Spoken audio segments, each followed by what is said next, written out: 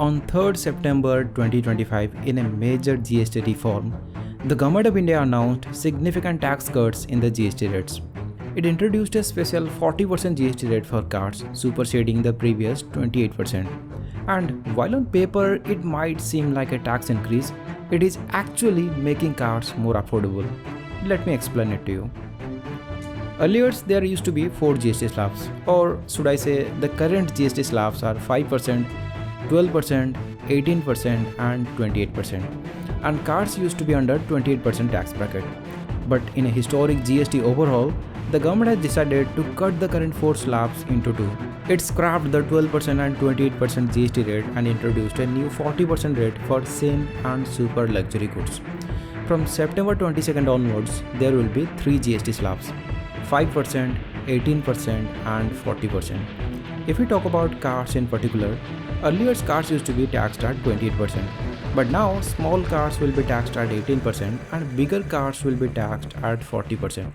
But what is a small car? Small cars are defined as vehicles not exceeding 4000 mm in length, with either petrol or petrol hybrid engines up to 1200cc or diesel and diesel hybrid engines up to 1500cc. These cars will now be taxed at 18%, down from 28%, which means cars like Maruti Suzuki Dzire, Alto, i10 and Kia Ceros will be 10% cheaper. For example, a hatchback that costs 6 lakh ex-showroom could now be up to 60,000 cheaper following the GST reductions. So what about bigger cars? Large and mid-size cars like the ones exceeding 1200cc in petrol and 1500cc in diesel, with a length exceeding 4000 mm like the Creta, Seltos, XUV 700, Safari will be taxed at 40%. And that does not necessarily mean more tax on these cars. But now you may ask, bro, how will it get cheaper with a 40% GST rate while earlier it was 28%? Well, for that, you need to understand how the government taxes the cars. Under the current schemes, the government imposes a cess along with the GST of 28%, and the cess varies from car to car. For example, sub 4 meter cars with petrol engines under 1200cc and diesel engines up to 1500cc receive a cess of 1 and 3%. This means the total tax on these vehicles is 29% and 31%. Similarly, bigger cars like Creta, which is more than 4 meters in length and engine up to 1500cc, receive a cess of 17%.